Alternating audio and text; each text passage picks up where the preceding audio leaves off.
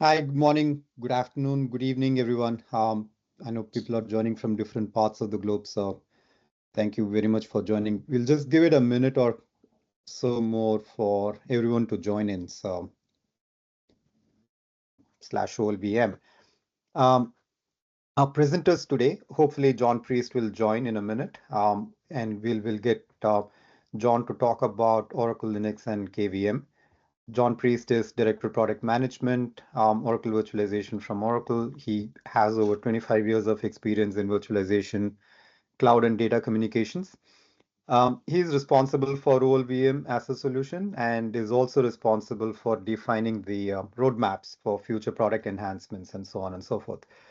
And then from CuttingEj, we have Abhi Sapre. Abhi is our global head for pre-sales and engineering. He's responsible for developing solutions that solve customer pain points. He has over 30 years of experience in virtualization, infrastructure, and cloud security. And assisting him will be Funny. Funny comes with 17 plus of experience in working in cybersecurity, cloud, infrastructure networks, and so on. He's key and instrumental in developing this tool.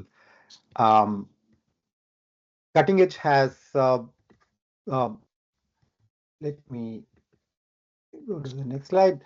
So the agenda for today, I'll do a quick introduction of CuttingEj, talk about what CuttingEj is and what we have been doing and so on and so forth. Hopefully we will have John join, and he'll talk through the Oracle Linux virtualization piece. And then we will have Funny and Abhi do the roadmap and the overview of EjShift, and then we'll do a demo of our tool that we have developed. Now, talking about CuttingEj, this team, the CuttingEj team, has worked with each other for 20 plus years now.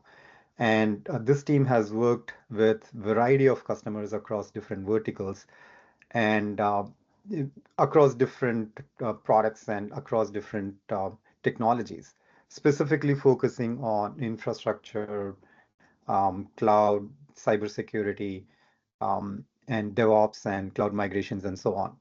Now, we are also trusted advisors to most of these customers, and one of the things that a lot of our customers have come back and shared with us is the pain point around the VMware acquisition of Broadcom.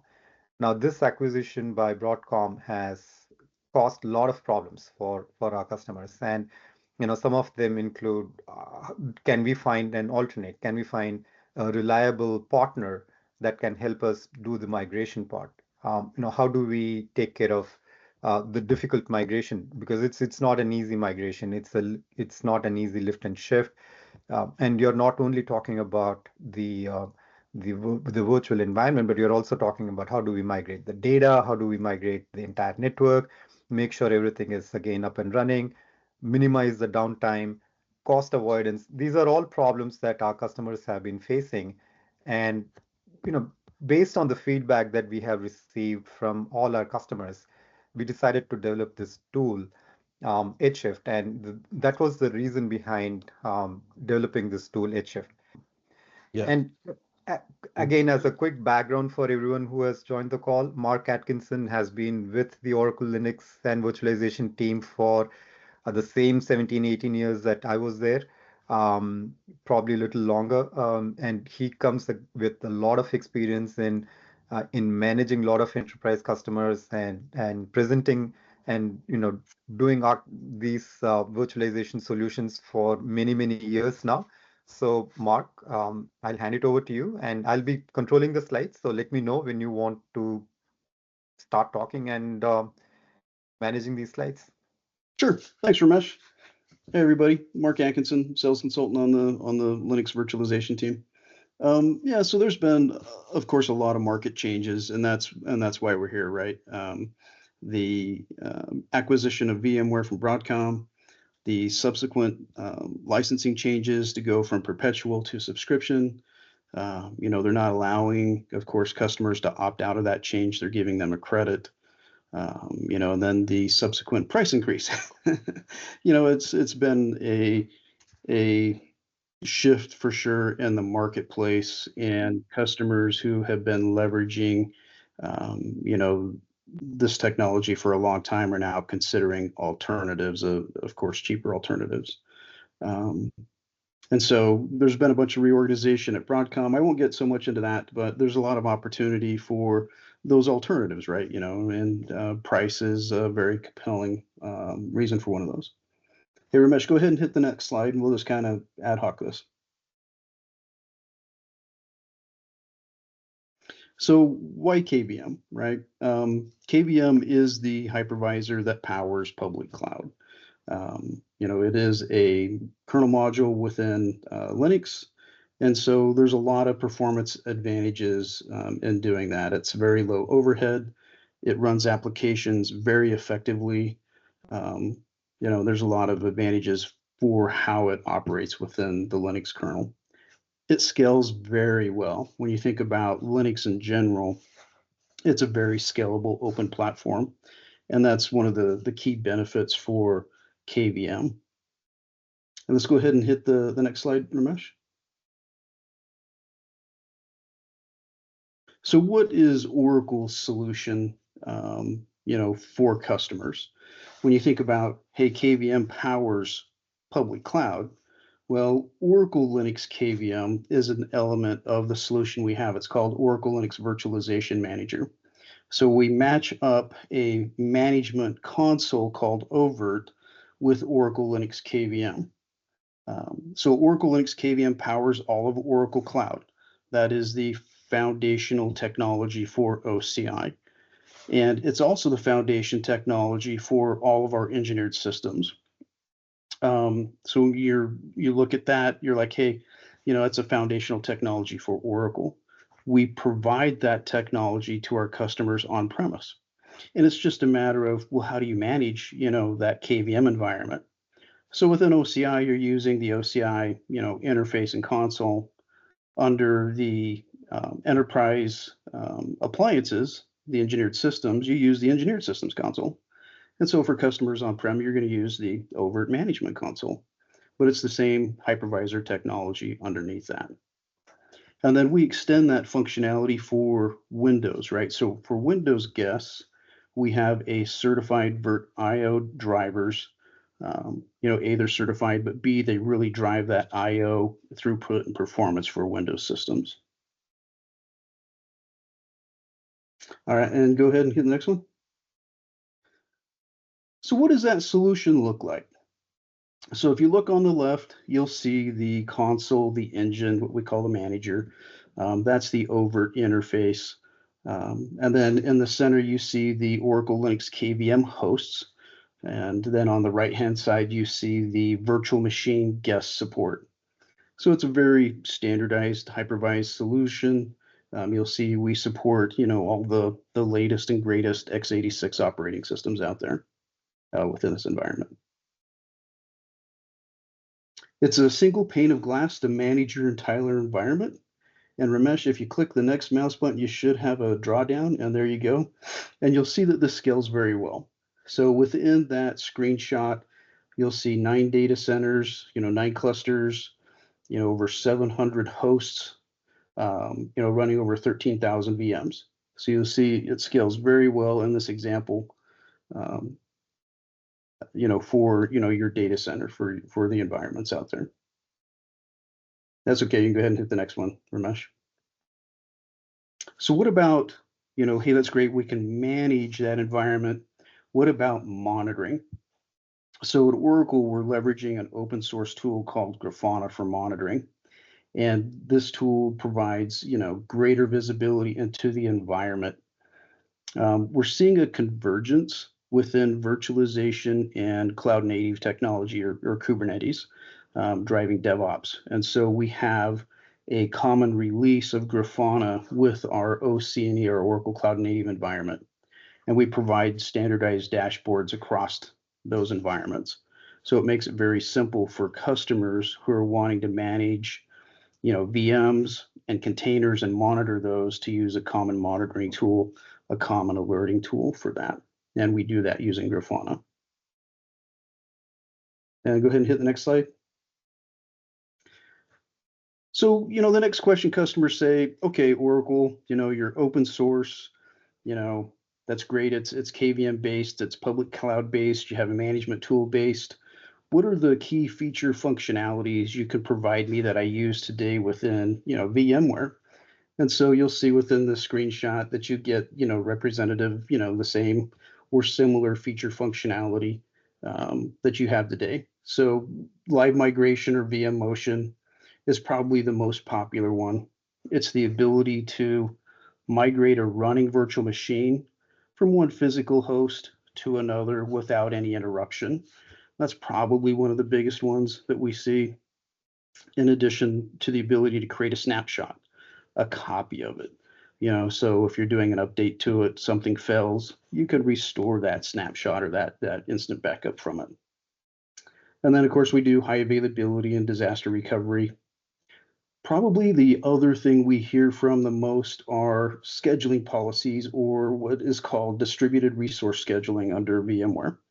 And that's the ability to load balance the running virtual machines across that environment. And so we support, what we call within Oracle Linux virtualization scheduling policies, and that translates over to VMware DRS, yeah. And go ahead and hit that next slide if you would, please, Ramesh. We extend the capabilities with Oracle Linux virtualization. So a couple key things that we do differently that is not available under VMware. One is the ability to do hard partitioning. So, if you are running, Oracle, technology, and you would like to limit that technology to a smaller footprint due to licensing costs, we recognize that as hard partitioning, or what we call CPU pinning, and that's binding that license to those cores or those processors, so you can take advantage of that. And then one of the next things is ksplice. So ksplice is a tool that allows you to patch the Linux kernel without having to take downtime. So when you think about, Oracle cloud infrastructure and appliances, hey, we have hundreds of thousands of hosts, millions of VMs running across Oracle.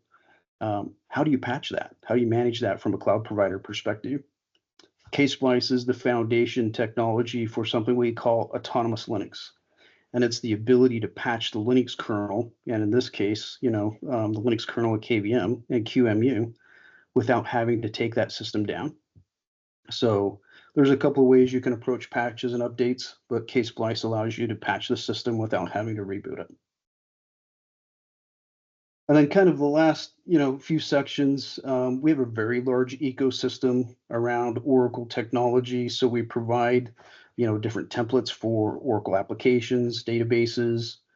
We have an ISV team that works with all of our partners around hardware and software certification.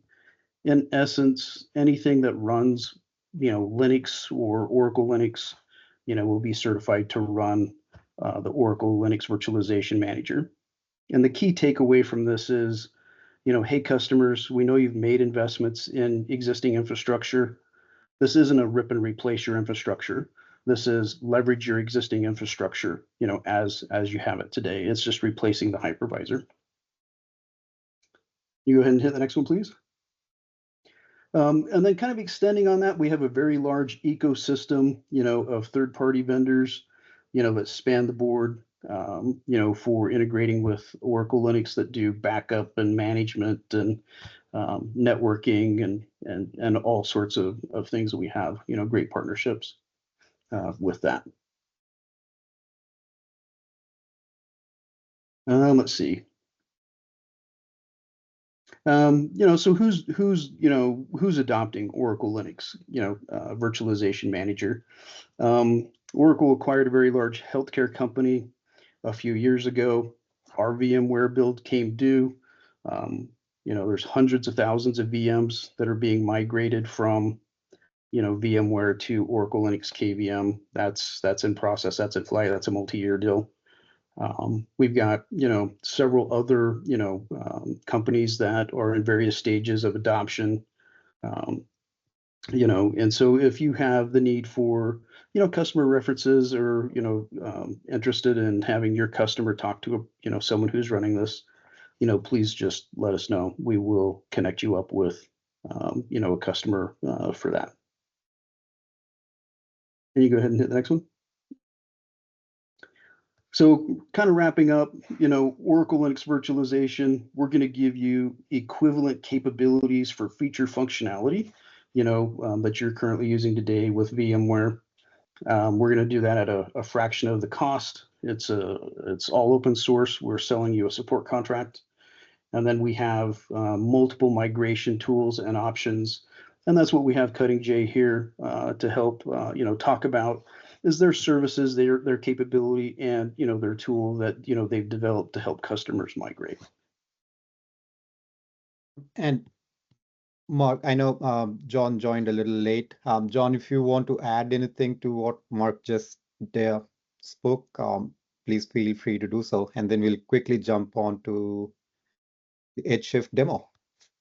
Yeah, thanks, Ramesh, and good to be here today and good to see everybody on the call today. So yeah, Mark did a great job of just giving the rundown of what the solution is. And, to summarize, that last slide really hits the key where, there is a market disruption out there right now, and it's been out for about 16 months, and that's the Broadcom acquisition of VMware. And as we're talking with partners and customers, they've either seen their renewal notices from Broadcom or they know that it's coming.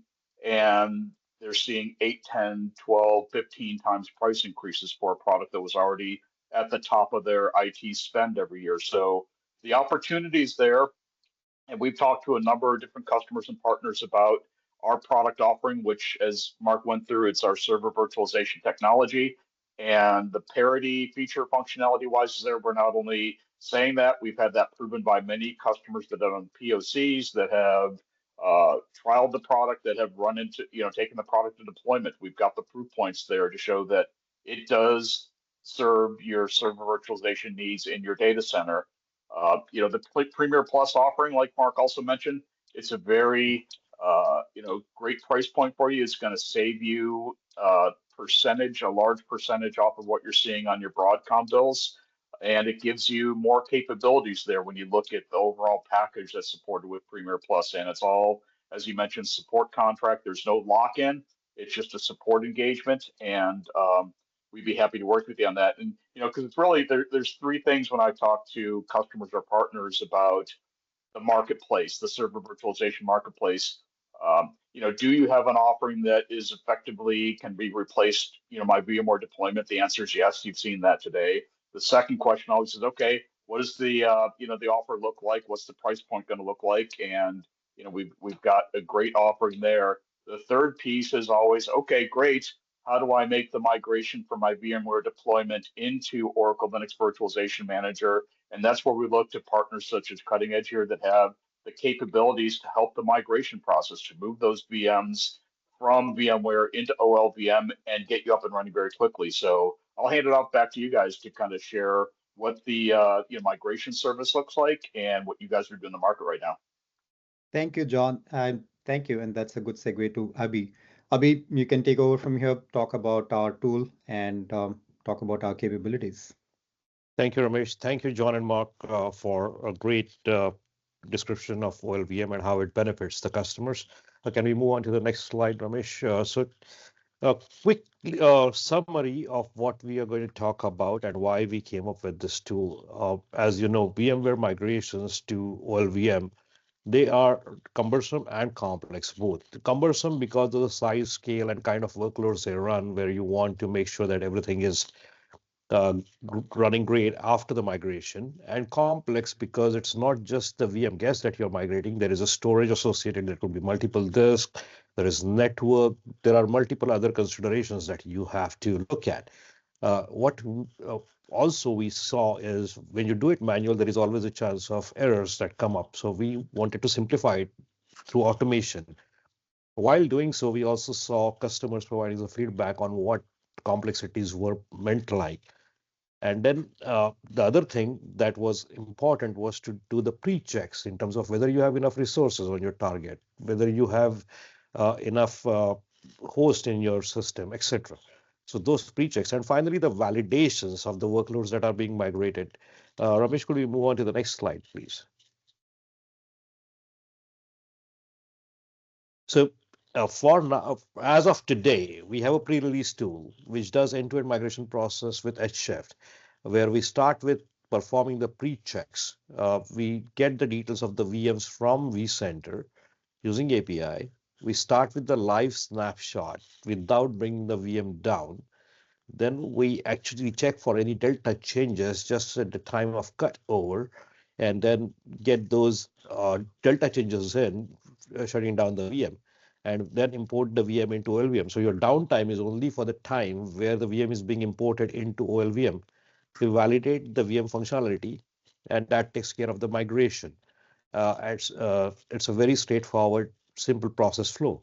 While we do that, for the benefit of future, we also create the migration log with timestamp audits, including warnings and errors for any troubleshooting or for future references. It permits the migrations with your existing IP. You can allocate the new IP address based on your network configs or topologies, or you could go with DSCP.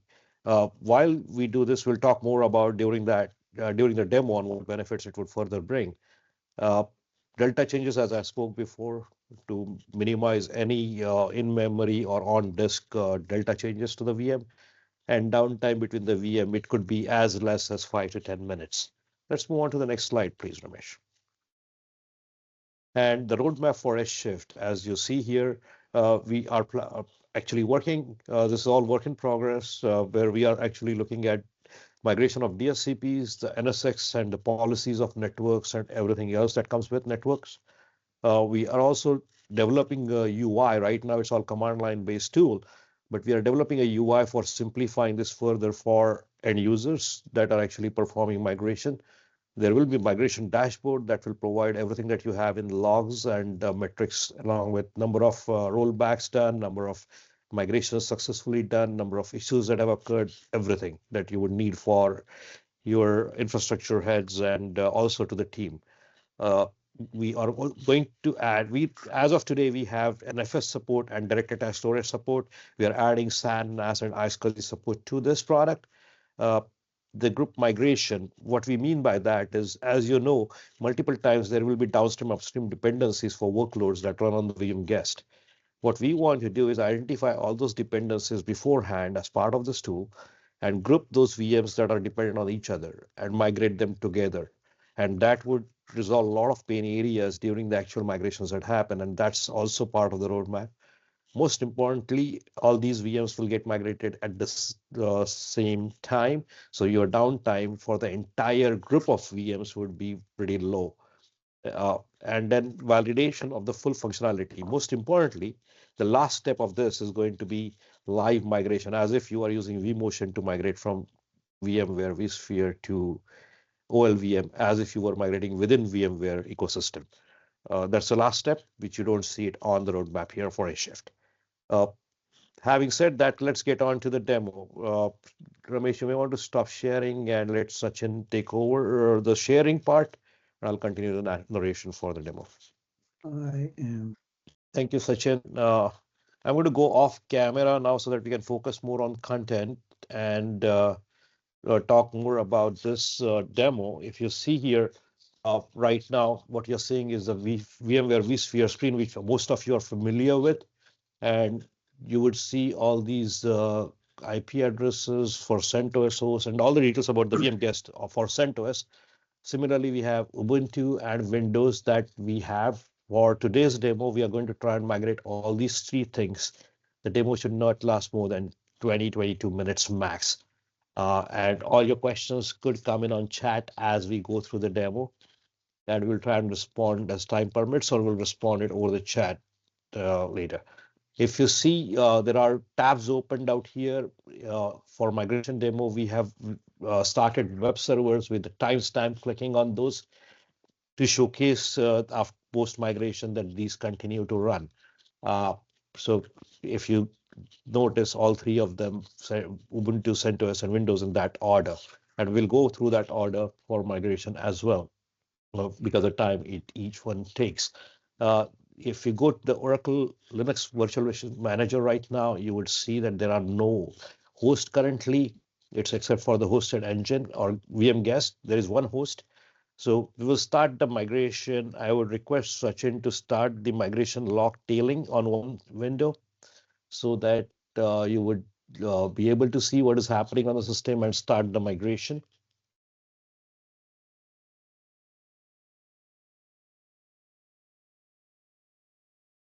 And as you can see here, we are prompted to select the VM. We will select Ubuntu first, which is the quickest for migration. And then as soon as we select that, you will be prompted to select whether you want to use existing IP. And we are going to retain that. The biggest thing that we do when we retain the same static IP and start this migration is it also maps your MAC address and moves the MAC address over. So if you have any licenses that are persistent and are binding, those would move as well with it. As you see, the current initial copy of snapshot is currently being created. This snapshot does take about a minute or so. While that is happening, I would hand it over to Ramesh to talk about any other details that he would like to add to this. No, I mean, specifically, like John was mentioning, there are three things when we talk to our customers. What is the cost? What's the effort that it's going to take to migrate off of VMware to KVM? And what are you going to do to help me do this migration? And that was those are basically the tenets with which we started developing this tool, and that's what taking shape. And when Abhi was talking about the roadmap, this roadmap is not in like next 6 months or 9 months. We are talking about next 6 weeks, or probably in 8 weeks, to get the whole thing up and running. We really want to have a live migration tool up and running, and it's a product that we are which is coming up. It's not just a tool. There is a little bit of service involved at this point, but when we are fully done, it's going to be a product that can be used to move your VMware environment over to KVM. That's the goal. That's the idea with which we started working on this, and we are almost there as on date. So this is a deployment ready tool as on date. You can start migrating your VMware environment over to KVM as on date. It's fully functional. It's fully ready. There are more features that are getting added, and that will happen in the next 6 to 8 weeks. As you can see here, the snapshot is done right now, and then he's putting a CBT point. What CBT is basically creating a delta snapshot time and then checking for any changes after this. As you see, it hasn't detected any snapshot changes. Obviously, this is a demo environment, so you're not having users logged in and stuff like that. So it's very natural. After the changes have been synchronized, it will shut down the VM and it will start converting the image for work with OLVM. It will create the networks related specific settings for OLVM that we need to have, and then import that device into OLVM. For this, it's just a 25 gig drive, so it will be less than a minute that this goes into the OLVM. And we are also trying to further reduce this downtime by converting the disk and having it ready on OLVM storage and use something like a glance to get it in. Also, as part till we as an interim step before we get to the live migration, as mentioned. So the enhancements are continuing to happen to this particular tool or product, as you see. One other thing that you may, it's in the roadmap, should be ready in 6 weeks time, Prasad, for live migration. So as you can see, this would be done, and then you would notice one thing. For Ubuntu, you don't need to have any VirtIO drivers installed because they are directly part of the OS as part of any Debian flavor for that matter. And then the VM is started, it's pinging, it's completed, it's reachable. And if you see on Oracle host, you have Ubuntu running there. And if you go to the web server page and refresh it, you would see the web server ticking with the image. The only thing right now that will happen is if it's a web app, the sessions would need to be relogged in. Other than that, it's all good. And if you see, the VM is powered off here. The only reason we are not deleting the VM is in production environment. It's better to manually delete the VM. So if there are any kind of issues, you can roll back quickly within seconds by just shutting down the OLVM VM and powering this up as a best practice. Let's go on to the next one for CentOS, please.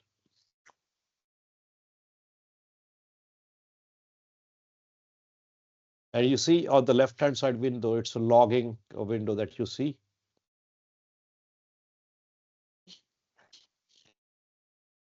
I think there is a question here. Yes, it can handle database disk, and you would see we have one additional disk. It's not a database disk. Sorry to interrupt. Can you repeat the question so that people Yes. can understand what the question is, and then? Yeah, the question is from Deepak Singh from Oracle. For Oracle DB VMs, can it handle database disk migration in addition to OS virtual disk? And the short answer to that is yes, it can. Definitely handle additional disk. It doesn't matter whether they're database disk or other disk. In one of the demos, when we move on to Windows devices, we are going to show you an additional disk device migration as well. So yes, that's definitely doable and is already included. And this would also include Oracle RAC, if that is going to be the follow-up question, Deepak. Thank you for that. That was a good question to ask. So as you would see, this would be done in another few seconds, and then we should start the finalizing of the device to get into import into OLVM. The entire process for Ubuntu took less than 3 minutes. For CentOS takes about 5 minutes max. For Windows is a little longer.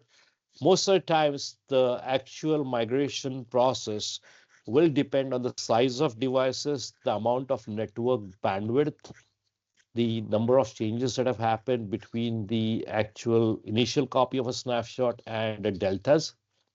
But in any case, the actual downtime would always be within 5 to 10 minute range. And the overall migration time is always less than 20 minutes in most cases, since most of the private clouds or your data center networks are about 10 gig or higher in most cases. So if you see after the finalization of OS, it's converting it for KVM. Apart from converting, it will also require VirtIO drivers because it's Fedora-based Linux, and it's similar to what you have on VMware tools, and that would be installed as we proceed. The network configuration will be done. Should be less than a minute to complete the entire process.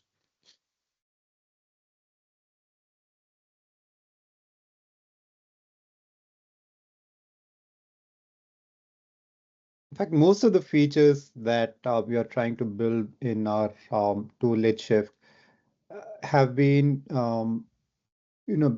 developed using the feedback that we have been receiving from our customers. When we go out and talk to our customers, they have come back with a set of things that they would like to see in this tool, and that's what's being reflected as of now, and that's part of the roadmap that Abhi just spoke. So if you feel that there are additional things that you want to see, absolutely, let us know, and we will try to include those into our roadmap. We are fairly flexible in terms of adapting to what our customers really need, and that's core to us, and that's core to our philosophy of solving business problems rather than just creating something because it's technically sound. So do let us know what else you would like to see, and I can promise that we will at least take a serious stab at it and and work on it. Yeah, I mean, of course, there will be prioritizations done, but we will definitely try to include those as features as we proceed along, because that's the biggest differentiator that we would have, that the customers are looking for something that is going to resolve their immediate pain areas, and that's what we want to achieve through this as we roll these out into customer environments.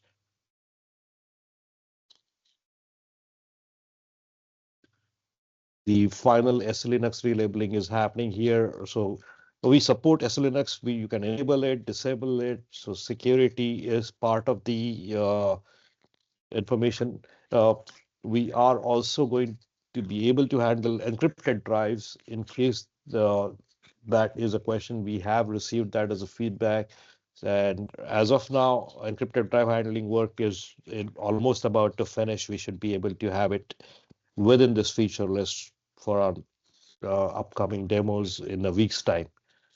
So that's another area that we have received as a feedback, because in most cases, specifically where you have healthcare, where you have defense and other regulated industries, even your OS drives would be encrypted. So would be your additional drives such as database drives, etc. So that feature is also coming and will be addressed in here. This is the final step where it is importing the VM into OLVM, and then it would bring it up with network, and we would see the same thing into OLVM host and also onto the web server right after the pinging happens. As you may have noticed, there are certain outputs that actually happen only on the screen here because they are coming from some of the tools that we are using, but there are certain elements that are going through the SDKs and its size to make sure this tool is simplified as much as possible. And those are being logged with the timestamp on what time, what thing happened. And that is where you will be able to troubleshoot, identify, and also use the dashboards once we have them to query the logs and identify the issues and create visualizations as needed. So if you see, we have started, the migration is complete. We can go to Oracle VM here and see by refreshing it, you will see CentOS running up. We can go to the web server, refresh it, and you will see the CentOS web server running as well.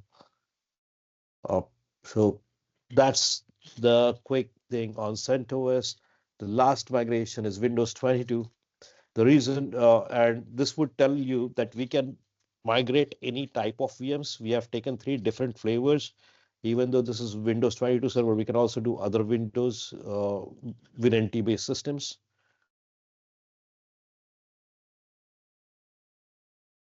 And most importantly, as we do that, you will also notice with Windows, there will be 2 devices. The first one is the base OS device. That's what we're going to start with the snapshot. But as you would notice towards the end of it, the disk 1, which is an additional disk associated with this system, would also get added. Now, obviously, Windows has little larger OS disk, about 90 gig of data, as compared to less than 20 gig on Ubuntu or CentOS. So this process is going to take a little longer than we saw before. So if what we could do during this time, in interest of the time of webinar, you can start asking your questions here on the chat, and we will try to respond to them.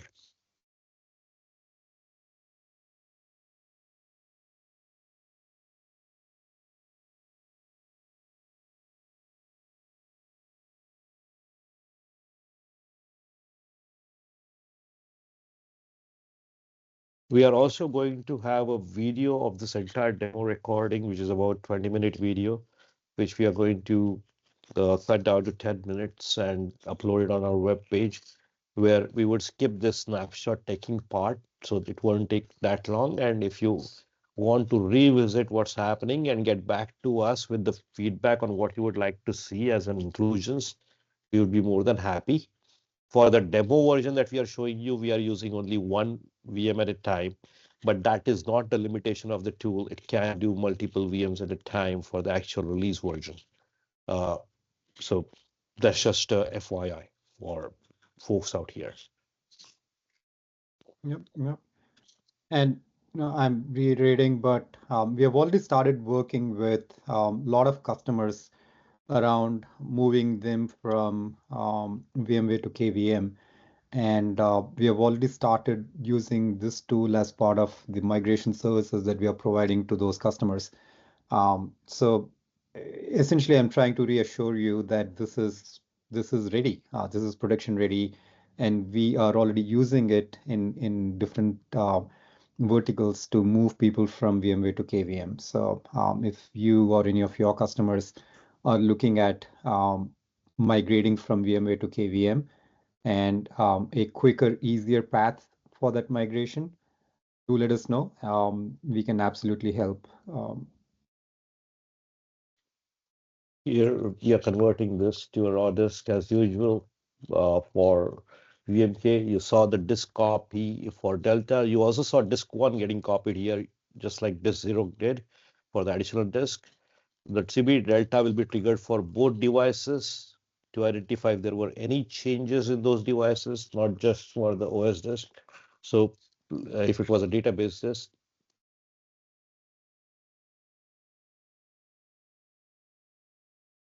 Hari, to answer your question, it will be able to do it across multiple clusters, multiple hosts in a single cluster at this point.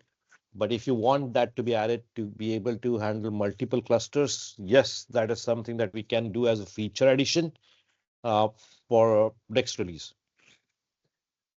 Abhi, I'll just repeat the question. So Hari Prasad asked the question, can EjShift, he's asking EjShift will be released in 6 to 8 weeks of time.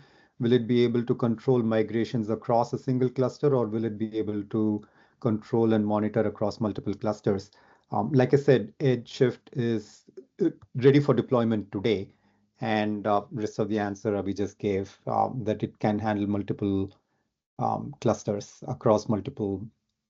Multiple hosts across a single cluster. Yeah. Multiple clusters is an added feature that we would definitely add post the current release plan. Got you. Okay. Yeah.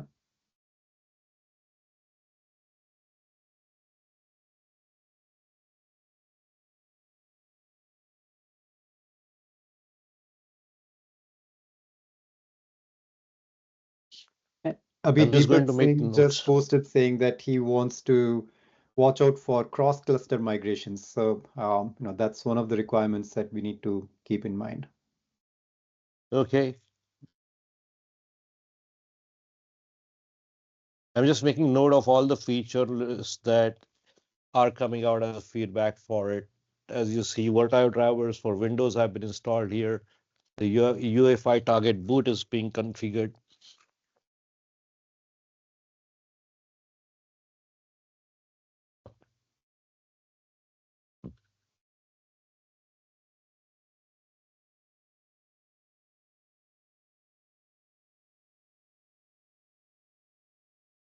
This is 90 gig disk, so it takes a little longer than usual. But still less than 3 minutes to the entire migration for Windows. It takes about 8 minutes at this point for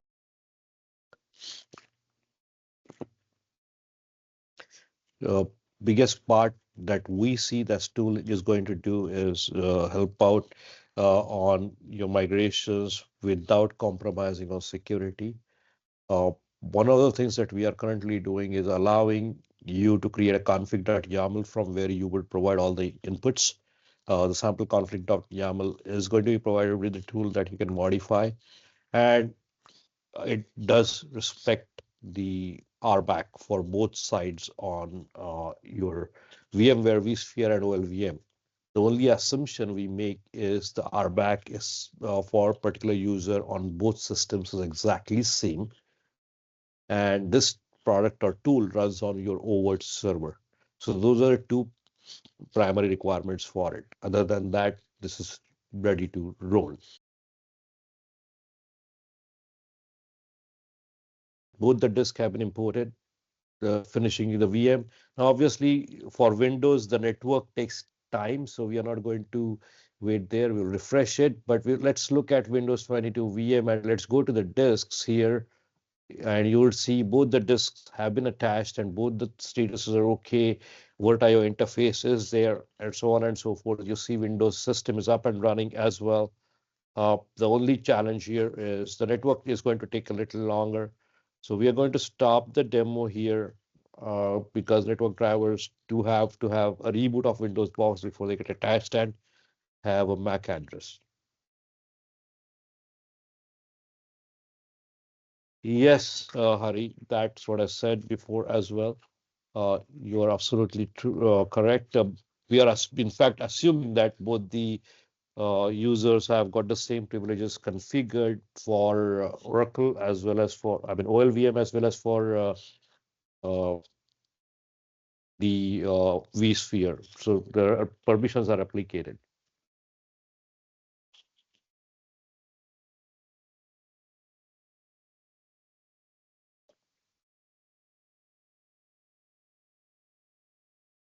In fact, if it's a different user, we would have more challenges in executing this, right? So that's the assumption, and that definitely is doable and possible.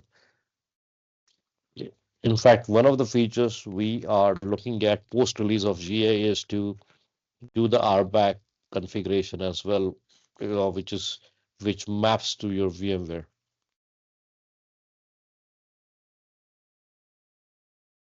The question was, can the same AD user configured for VMware be used in OLVM for RBAC access? So that was the question. Yeah, sorry about that, Ramesh. I missed repeating the question. I'll make sure that I do that next time on. One of the things that I would also like to mention here when we talked about the network complexities, the NSX, which is very, very commonly used for VLAN management whenever you're using VMware. EjShift will be using Oracle's Open vSwitch component that comes with OLVM to configure NSX-like network. If you go to OLVM console, you would normally see the network and network topologies and management there, where you would be defining that and we would configure it. It also integrates and has the same features as per your VMware, and that could be done. Most importantly, after the migration is complete, we can further enhance if you want to have any kind of hardware partitioning like CPU pinning, GPU pinning, if you're using it for AI workloads, uh, the containers and other things, those could also be handled exactly the same way. Okay, John, any last words from your side, from Oracle side, and then we can. Well, I'd like to thank everybody for joining and thanks for the demo. That was really good to see the migration service. So yeah, thanks for everybody for being here today and looking forward to working with you. If you have any questions, reach out. We're here to help you out. Absolutely. Thank you so much, everyone, for joining. Like I said, this tool is deployment ready as on date. We are already working with a lot of our customers to help them migrate from VMware to KVM. And we would love to work with you and your customers to help them migrate. So talk to us and we can help you all. Thank you very much for joining.